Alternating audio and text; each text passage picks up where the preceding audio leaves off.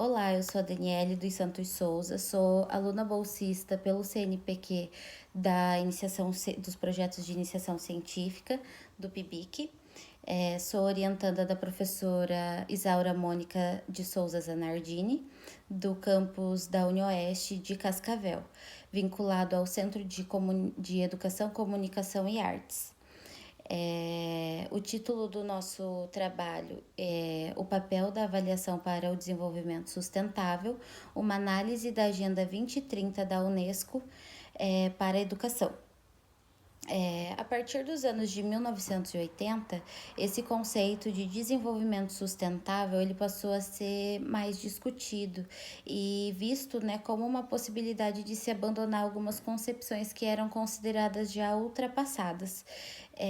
Então, no ano de 2015, a Unesco, juntamente com alguns outros organismos internacionais, ela vai realizou esse encontro com alguns chefes de Estado, alguns representantes de diversos países, entre outros nomes, né, significativos ali de poder, para estar justamente discutindo, né, a elaboração de um documento com metas e objetivos para esse desenvolvimento. Então, no ano de 2016, a Unesco faz a publicação desse documento, que contava com 17 objetivos e mais 169 metas associadas.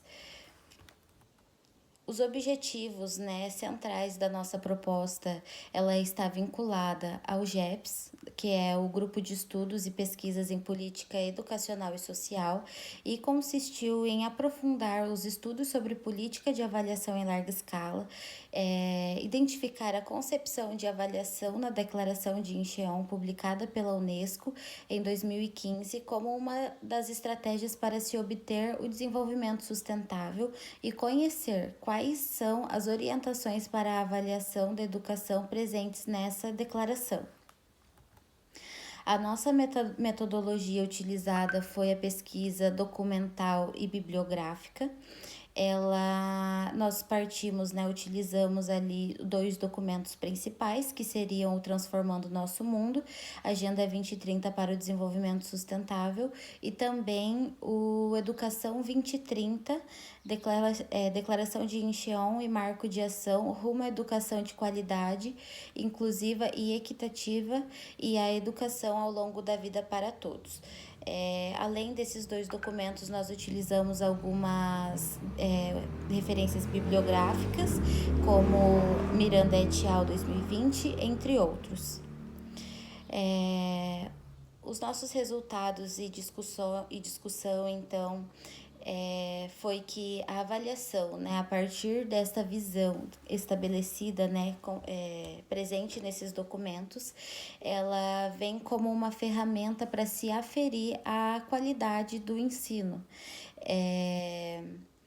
Além disso, esse levantamento de dados, né, ele é utilizado para se orientar diretamente políticas educacionais e também a própria gestão educacional. Também promove uma certa prestação de contas por parte das instituições de ensino e, né, de acordo ali também com algumas referências bibliográficas que nós utilizamos, a gente pode notar também que essas políticas de avaliação em larga escala, elas contribuem com políticas de regulação, controle e também de descentralização de responsabilidades desse Estado neoliberal, né? Uma vez que essas avaliações, ao invés de cumprir o seu papel, né, como um instrumento pedagógico, contribuindo com a aquisição dos conhecimentos, né, científicos, historicamente produzidos socialmente pela sociedade, ele acaba aparecendo mais como um mecanismo de punição, como com provas que muitas vezes, né, elas ocupam uma parte significativa do tempo que poderia estar sendo usado para o ensino dos conteúdos científicos, com provas que pouco trazem contribuições para a melhoria do ensino em si, né?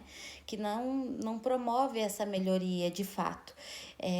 Outra questão observada é que quando se atrela essa questão da avaliação ao financiamento da educação, isso acaba também por promover disputa entre as instituições escolares, né, ranqueando as mesmas e trazendo, né, tipo, essa disputa entre as escolas de uma forma assim que rouba o papel essencial da escola em si. A gente pode notar também, né, de acordo com outra referência bibliográfica ali de Lima et al. 2020, que essas avaliações e o processo pedagógico de planejamento, ele deve partir de ações intencionais. Então, quando esse estado avaliador usa desses mecanismos, né, de avaliação para obter dados a fim de se orientar a regulação de recurso financeiro para a educação, isso estabelece um controle social e tem uma finalidade sempre voltada ao mercado, onde se perde daí o sentido tanto do avaliar quanto da própria finalidade escolar, que, como dito anteriormente, é o de ensino-aprendizagem, né?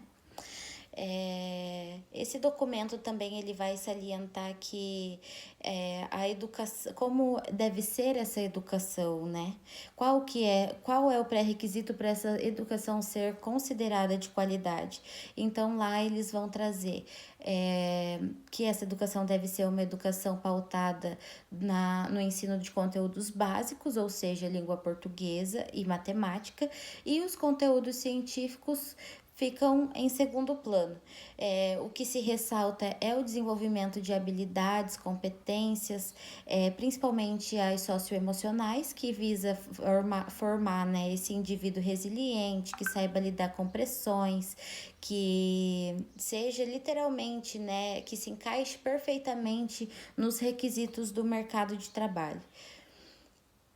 Então, por fim, nós concluímos que essas propostas para o desenvolvimento sustentável e suas metas, né, direcionadas à educação, à maneira de avaliar proposta, né, tanto quanto essa preocupação que apresenta, né, no documento com o meio ambiente e preservação de recursos naturais, todas essas questões elas vêm muito atreladas a um plano de desenvolvimento e manutenção do capital, em que os sujeitos e as suas necessidades básicas de sobrevivência e a preocupação nos mais diversos âmbitos, elas são atendidas quando essas carências elas oferecem um risco, né?